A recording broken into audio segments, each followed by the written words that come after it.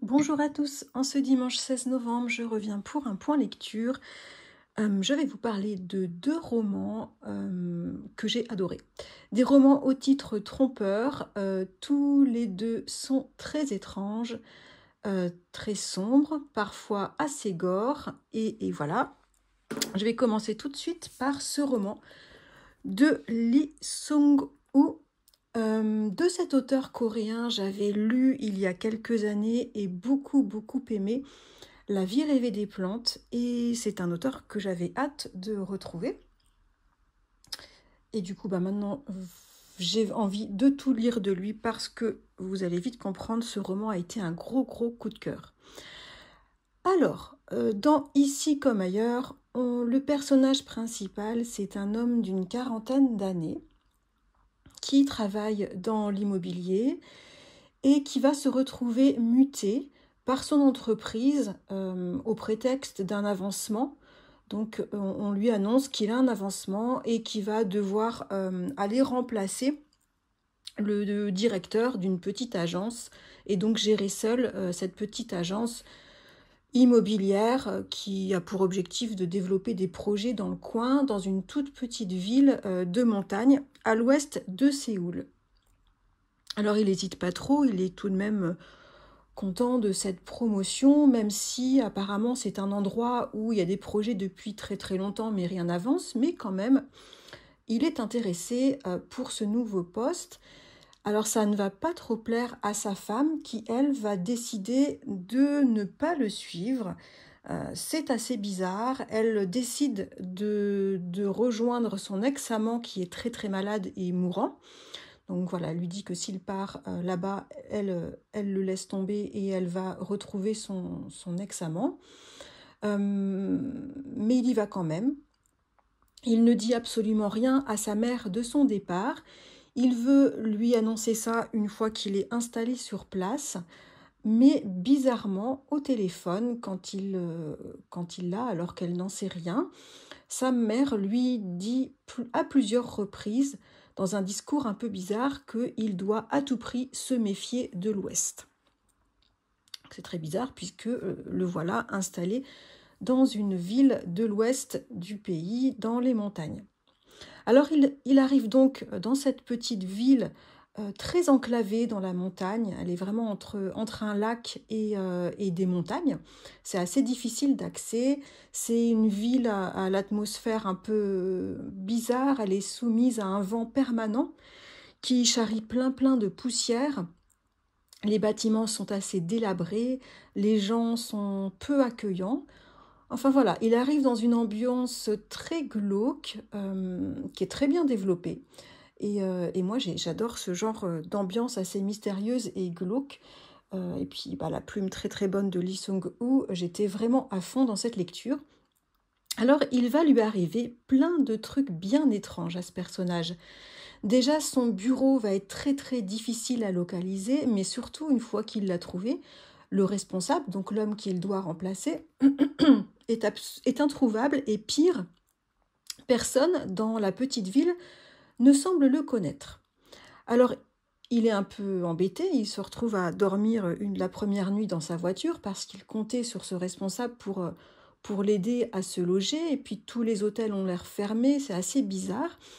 Il va quand même trouver refuge dans une auberge de montagne, un petit peu en dehors de la ville, un endroit très vétuste, où la nuit, il aperçoit une étrange petite lumière qui flotte sur les sommets des montagnes. Il va lui arriver plein d'aventures que je ne vais pas raconter ici. Il va croiser plein de gens très louches et mal intentionnés, se retrouver peu à peu dans une spirale infernale dont il va ressortir dépouillé de tout, dans la plus totale déchéance et à errer sur les routes. Il y a une étrange prostituée, une jeune femme qui a l'air de vouloir l'aider, qui croise assez souvent son chemin et qui lui explique que ici c'est un marécage, cet endroit, plus on essaye de s'en sortir et plus on s'enfonce. Alors ça va l'aider un peu. Il va cesser de tenter de se débattre et il va décider de partir sur les traces de gens dont on lui a parlé, qui comme lui ont tout perdu et ont fini par disparaître. Et il va découvrir tout un monde parallèle, on va dire, et des personnages extrêmement surprenants. Et je m'arrête là. C'était génial, c'était étrange comme j'aime, glauque, très angoissant, avec une intrigue vraiment palpitante qui mêle du fantastique et aussi un petit peu de thématiques de spirituelles. C'était très très étrange. L'histoire est très très originale, c'est une histoire vraiment d'allure dystopique qui traite de la disparition, de la mort, mais aussi beaucoup d'écologie. La plume de Lee Sung-woo, elle est limpide, c'est plein d'onirisme, c'est bon comme du Murakami, voilà, comme du bon pain, quoi. Je me suis vraiment régalée avec cette lecture. Régalade doublée du fait que je l'ai lu alors que j'étais durant mes vacances en Corée du Sud, donc je me suis même baladée le long de ce canal sur la couverture du livre, donc ça a vraiment triplé mon plaisir de lecture.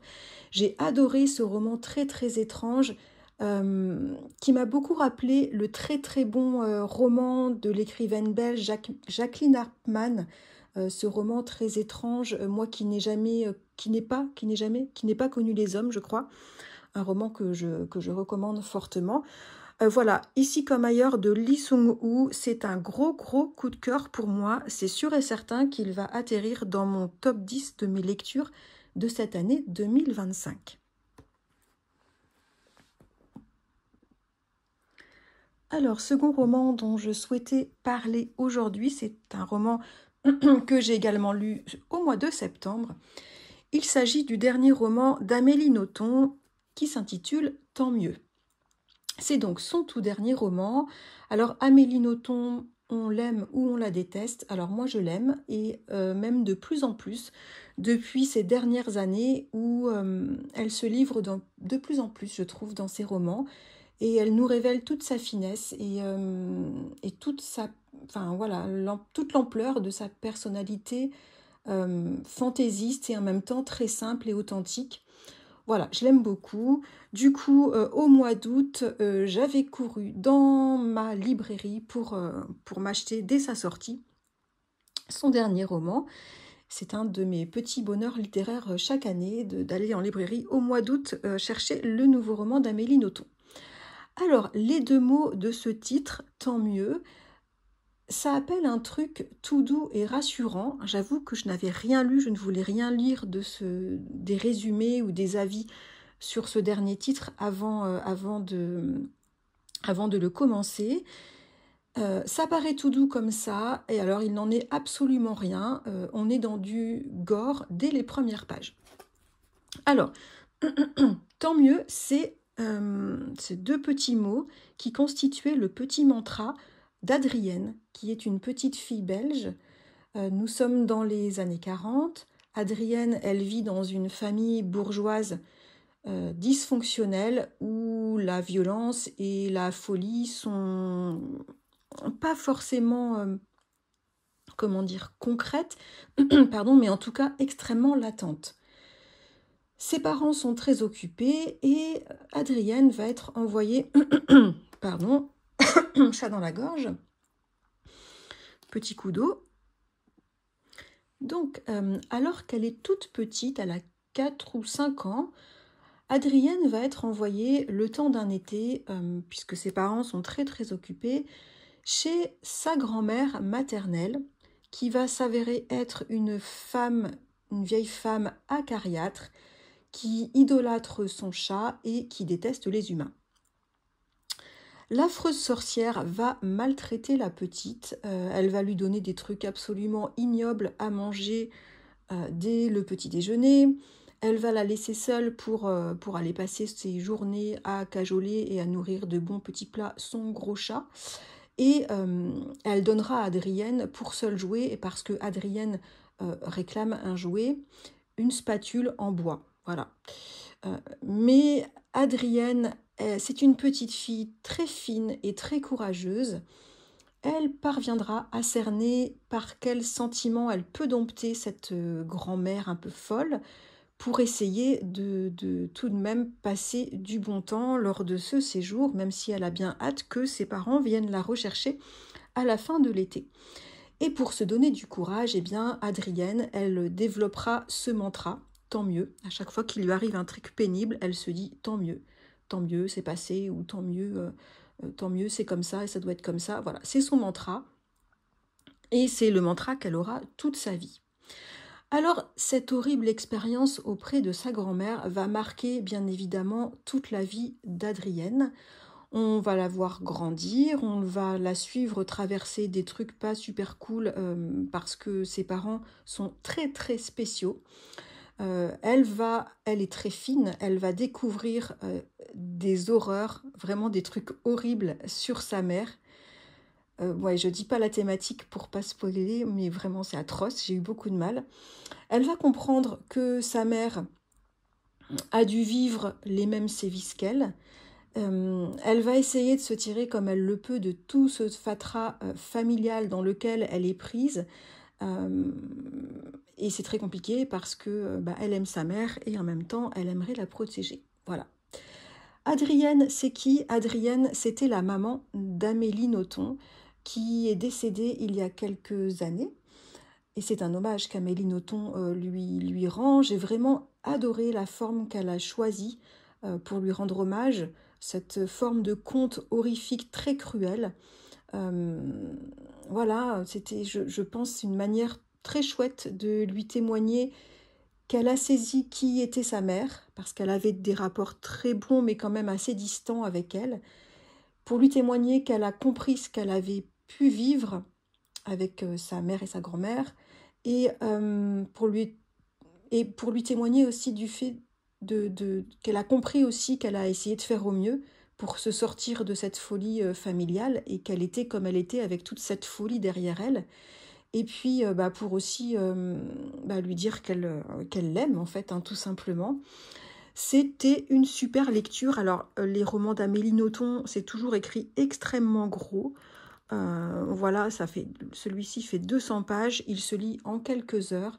J'ai passé un extrêmement bon moment avec ce texte. La plume est extra. Amélie Nothomb nous fait côtoyer l'horreur avec des scènes plus touchantes, voire amusantes. Voilà, j'ai beaucoup aimé ce roman très subtil et je le trouve aussi très courageux de parler de certains aspects très noirs de sa famille. Donc voilà mon ressenti de lecture pour ce dernier roman d'Amélie Nothomb, tant mieux. Alors au niveau de mes lectures du moment, les 2 dernières semaines, j'ai lu le dernier roman d'Alice Vernet, Comme en amour. Elle va traiter de la notion d'amitié, voilà, en mettant en scène une relation d'amitié entre un homme et une femme, tous deux parisiens. Bon, j'ai bien aimé, sans plus, pourtant j'aime beaucoup Alice Vernet. J'en reparlerai prochainement en point lecture. J'ai également lu un roman qui était dans ma pile à lire depuis un petit moment. Je l'avais trouvé d'occasion. Un roman de Marie Nimier, qui est actrice, je crois, mais également écrivaine. Le Palais des Orties, un roman que j'ai beaucoup aimé, qui nous plonge dans la vie d'une famille qui a une petite ferme où ils récoltent des orties pour en faire des produits, des compléments alimentaires, des soupes, voilà. Et une famille qui qui tire un peu sur la corde, c'est assez difficile d'en vivre. Une famille qui va se trouver bouleversée par l'arrivée d'une jeune femme bénévole venue les aider dans leur entreprise. C'était très chouette. J'en reparle prochainement. Je suis en train de lire. Je l'ai sorti de ma pile à lire grâce à Catherine Chatmy, qui était en train de le lire cette semaine, je crois, et qui était très emballée. Je me suis souvenu que j'avais ce roman sur mes étagères. Je l'ai sorti et je me régale avec ce roman vraiment plein de fantaisie, très loufoque et très touchant. Un roman brésilien, l'auteur c'est Vanessa Barbara, le titre Les Nuits de la Laitue. La couverture est très très belle. Il me reste très peu de pages, c'est un roman assez court. Je pense que je vais le terminer aujourd'hui. Voilà ma lecture du moment qui, je pense, risque d'être un coup de cœur. Voilà pour ce point lecture. J'espère que de votre côté, vous faites de très très belles lectures. Je vous attends en commentaire pour me raconter tout ça. Qu'est-ce que vous lisez, vous, de votre côté en ce moment? Est-ce que c'est des bonnes lectures? Est-ce que vous aimez Amélie Nothomb ou pas? Généralement, c'est l'un ou l'autre. Est-ce que vous connaissez la littérature coréenne? Et si oui, connaissez-vous cet auteur? Et sinon, et si vous avez envie de découvrir, vraiment, je recommande.